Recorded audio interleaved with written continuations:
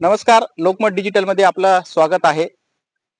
शेतकऱ्यांना जी नुकसान भरपाई मिळत असते त्या ठिकाणी उंबरठा पद्धत असेल, पीक कापणी प्रयोग असतील, त्यानंतर जे मिळणारा जे विमा असेल तो कशा पद्धतीने शेतकऱ्यांना मिळत असतो. आपण आता एका नांदेड जिल्ह्यातील अर्धापूर तालुक्यातील कारवाडी या गावामधील एका शिवारामध्ये आहोत. नेमका हा पीक कापणी प्रयोग नेमका काय असतो हेच जाणून घेण्यासाठी आपण या ठिकाणी आलो. त्यावरच इथला जो अनुदान तर कमी जास्त प्रमाणात शेतकऱ्यांना मिळालेच आहे. विमा मिळण्यासाठी हा पीक कापणी प्रयोग कितपत उपयोगी असतो, नेमकी ही पद्धत काय असते हेच जाणून घेण्यासाठी या शिवारामध्ये आहोत. आपल्यासोबत या भागातील काही शासकीय कर्मचारी असतील, विमा प्रतिनिधी असतील, वेगळे वेगळे शेतकरी असतील, हे त्यांच्या उपस्थितीत हा प्रयोग केला जातो. आपल्यासोबत तलाठी देशमुख साहेब नेमके ही उंबरठा पद्धत म्हणजे नेमकी काय पद्धत आहे आणि कशा पद्धतीने आपण प्लॉट निवडतो. एका हंगामामध्ये पिकाचं सरासरी उत्पन्न ठरवण्यासाठी एका महसूल मंडळामध्ये एका पिकाचे 12 पीक कापणी प्रयोग होत असतात. जे महसूल मंडळातील जी काही गावं असतात त्याच्यातून रँडम पद्धतीनं 6 गावं निवडली जातात आणि प्रत्येक गावात 2 अशा पद्धतीनं 12 पिकाचे प्रयोग होतात. त्यानुसार आता आपण आज या ठिकाणी कारवाडी शिवारातील गट नंबर 50 मध्ये आहोत. इथं द्रुपदाबाई विश्वांबर काकडे यांच्या शेतातल्या सोयाबीनचा पीक कापणी प्रयोग होत आहे. यामध्ये कारवाडी शिवारामध्ये एकूण 74 गट नंबर आहेत. त्यापैकी एकूण 51 सर्वे नंबर मध्ये सोयाबीन हे पीक आहे. त्या 51 पैकी रँडम पुस्तिकेमध्ये आम्ही जे रँडम दिलेलं आहे आम्हाला शासनानं, त्या रँडम नुसार 2 गट निवडण्यात आलेली आहेत. गट नंबर 50 आणि गट नंबर 8. त्याच्यातला आता हा पहिला पीक कापणी प्रयोग या ठिकाणी आपण करत आहोत. एका मंडळामध्ये किती असतात प्रयोग? 12 पीक कापणी प्रयोग म्हणजे एका गावात 2 अशी 6 गावात 12. सांगा. हे या पद्धतीने जो प्रयोग निवडा याचं उत्पन्न नेमकं किती बाय किती आणि कशा पद्धतीने असते, म्हणजे क्षेत्र कसं निवडता, त्याचं अंतर कसं असतं.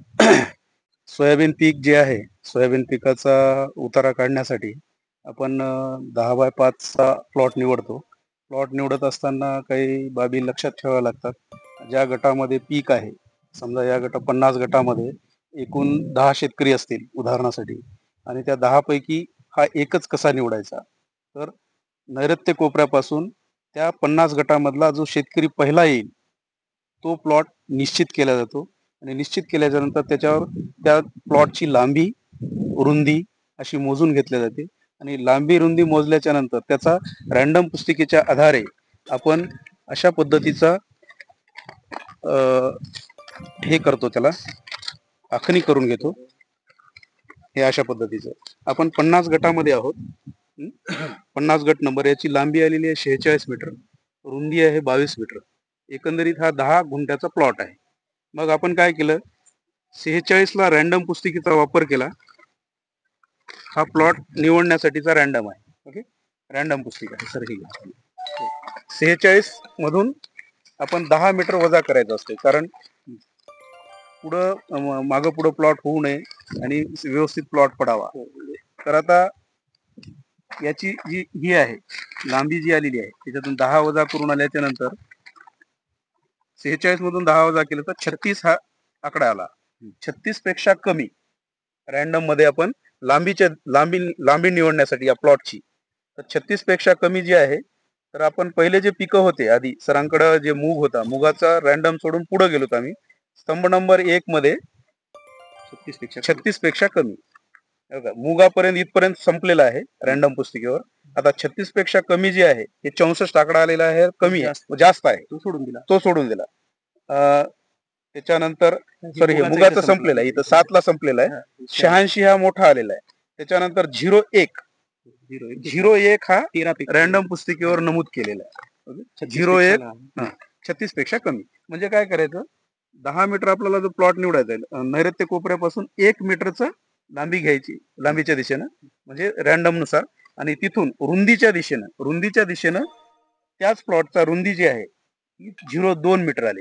एक टेक्निकली विषय टेक्निकली अशा पद्धतीनं प्लॉट निवडलेला 10x5. याचं नेमकं ॲव्हरेज कसं काढता तुम्ही, म्हणजे उंबरठाची उत्पन्नाची जी पद्धत आहे ती कशी काढता. आता या प्लॉट मधून जे उतारा येईल, समजा आपण कापणी केल्याच्या नंतर त्याचं आपण काढासहित वजन घेतो. सुरुवातीला काढासहित वजन घेतल्याच्या नंतर त्याचं वेट किती होतंय ते पाहायचं. त्याच्यानंतर त्याचं बडवल्याच्या नंतर त्याच्यातून धान्य किती उत्पादित होते त्याचं वेट घेऊन आपण सरासरी अर्ध्या गुंठ्याचा प्लॉट आहे हा. 10 बाय 5 म्हणजे अर्ध्या गुंठ्याचा त्याच्यावर पूर्ण एकरचं काढतो. अशा पद्धतीने काढतो. हेक्टर की एकर? हेक्टरी काढतो. हेक्टरी काढतो. एक अर्ध्या गुंठ्यामध्ये समजा एक उदाहरण घ्या, 5 किलो आले, 2 किलो आले, 3 किलो आले, तर त्याच्या पट्टीमध्ये एक अर्ध्या गुंठ्या गुणिले म्हणजे त्याचं मल्टिप्लाय डबल करायचं म्हणजे 1 गुंठ्याचं येते. गुंठा गुणिले 100 गुणाकार करायचा. अशा पद्धतीने हेक्टरी उत्पादन निघते. अशा पद्धतीनं आपण ऐकलं असेल तांत्रिक बाबी जे काही टेक्निकली बाबी असतात ती उंबरठा काढण्याची पद्धत असते. तरी ही पद्धत आहे, याच्यावर आता बऱ्याच काही गोष्टी अवलंबून आहेत. अनुदान असेल, विमा असेल, या बऱ्याच काही टेक्निकली गोष्टी आहेत. नेमकं या पद्धतीचा उपयोग कितपत प्रशासकीय पातळीवर होतो आणि शेतकऱ्यांना होतो? खरं पाहिलं तर ही जुनीच प्रशासकीय पद्धत आहे आणि प्रचलित पद्धत आहे. पण कालानुरूप पूर्वीचं वातावरण आणि आजचं वातावरण, आज वातावरणामध्ये मोठ्या प्रमाणात वातावरण बदल झालेले आहेत. गावाच्या एका कोपऱ्याला पाऊस पडतोय, गावात पाऊस पडत नाहीये, किंवा गावाच्या दुसऱ्या कोपऱ्याला पाऊस आहे तर अलीकडे ऊन आहे, अशी परिस्थिती आहे. आणि हवामान बदलामुळे हा फरक जाणवत आहे. अशा परिस्थितीमध्ये शासनाने पीक कापणी प्रयोगाची पद्धत बदलावी आणि त्याच्यात काही बदल घडून आणावे, अशी आम्ही मागची 3-4 वर्षापासून आम्ही स्वाभिमान शेतकरी संघटनेच्या वतीनं वारंवार मागणी करत आहोत. पण शासनाने आत्ता कुठं मला वाटतं यावर्षी ठराविक एरियामध्ये मॉइश्चर मीटरचा वापर बंधनकारक केलेला आहे. आमची पूर्वीपासूनची मागणी होती. खरं पाहिलं तर आमच्या दृष्टीने हे पीक कापणी प्रयोगच चुकीचे आहेत. कारण या शेतामध्ये पीक कापणी प्रयोगाचा जो पिरियड असतो तो 3 दिवसाचा असतो, 2 ते 3 दिवसाचा. पहिलं एरिया त्यांच्या आता सांगितल्याप्रमाणे रँडमली एरिया रिमार्क होतो. मार्क झाल्यानंतर ते पीक कापून उन्हामध्ये वाळू घालावं लागतं. ड्राय झाल्यानंतर मग त्याचं वजन घ्यावं लागतं. पण प्रत्यक्षामध्ये आपण बघितलं असेल अर्ध्या ते 1 तासामध्ये हा पीक कापणी प्रयोग इथं पूर्ण पार पडला जातोय, त्याच्यामध्ये उतारा काढला जातोय. पण हे घेताना याच्यामध्ये कुठेही मॉइश्चर मीटरचा वापर होत नाही. आज आपण या शेतामध्ये उभे आहोत, तुम्ही बघितलं पाय उचलला अक्षरशः खाली तर खाली ओलं आहे, अक्षरशः पाणी निघायला लागले. आणि अशा परिस्थितीमध्ये आपण इथं बघितलं तर सरासरी 18 ते 20 मॉइश्चर या सोयाबीन मध्ये निघते. पण प्रत्यक्ष तिथे घेताना ऍप मध्ये टाकताना त्यांनी NA म्हणून टाकतात, नॉट ऍप्लिकेबल, किंवा 0 घेत होते पूर्वी, आता नॉट ऍप्लिकेबल घ्यायला लागलेत. म्हणजे हे प्रत्यक्ष या प्लॉटचं मॉइश्चर निघत नाही, एक चूक आहे. दुसरी महत्वाची चूक मध्ये या प्लॉट मध्ये जे काही सोयाबीन डागेल आहे, आता आपण समजा याच्यामध्ये 3 किलो सोयाबीन निघालं, 4 किलो सोयाबीन निघालं, त्याच्यामध्ये आता हा प्लॉट पूर्ण भिजलेला आहे. याच्यामध्ये जर अर्धा किलो 1 किलो जर खराब सोयाबीन निघालं तर त्याचं सुद्धा वजन त्या पीक कापणी प्रयोगामध्ये ग्राह्य धरलं जातं. पण शेतकऱ्याच्या दृष्टीने ते डागेल सोयाबीनची मार्केटमध्ये किंमत 0 आहे. त्यामुळं प्रत्यक्ष या ज्या पद्धती आहेत त्या बदलून कुठेतरी धोरणात्मक बदल करणं शासनाला आवश्यक आहे. अशा पद्धतीने हे जे पीक कापणी प्रयोग होतात याचा उपयोग शेतकऱ्याला पीक विमा देण्यासाठी, अनुदान देण्यासाठी होतो. पण जर हे पीक कापणी प्रयोगच चुकीचे असतील आणि या आधारावर जर शेतकऱ्याला पीक विमा मिळणार असेल तर मला वाटतं शेतकऱ्याला कुठंतरी गाडीत घालण्याचं काम शासन करत आहे. ही जी उंबरठा पद्धत असते याच्यावर आता पीक विम्याची परिस्थिती अवलंबून आहे. नक्कीच, कारण याच्या पूर्वी आपल्याकडे बघितलं आपल्याला 4 ट्रिगर होते.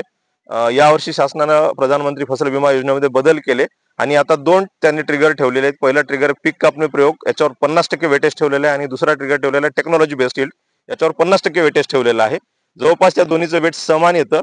पण या चुका ग्राह्य धरल्या तर मला वाटतं की एकंदरीत हे पीक कापणी प्रयोगच यावर्षी जे विमा मिळणार आहे शेवटच्या याच पद्धतीवर मिळणार आहे. याच पद्धतीवर मिळणार. याच्यामध्ये एकच ट्रिगर राहणार आहे पीक कापणी प्रयोगाचा. आणि पीक कापणी प्रयोग आमची वारंवार शासनाकडे मागणी आहे की पीक कापणी प्रयोग हे महसूल मंडळामध्ये आता सांगितल्याप्रमाणे 12 होतात 6 गावामध्ये. आमची मागणी आहे की प्रत्येक गाव निहाय तुम्ही कमीत कमी 2 पीक कापणी प्रयोग घ्या, कारण आज प्रत्येक गावात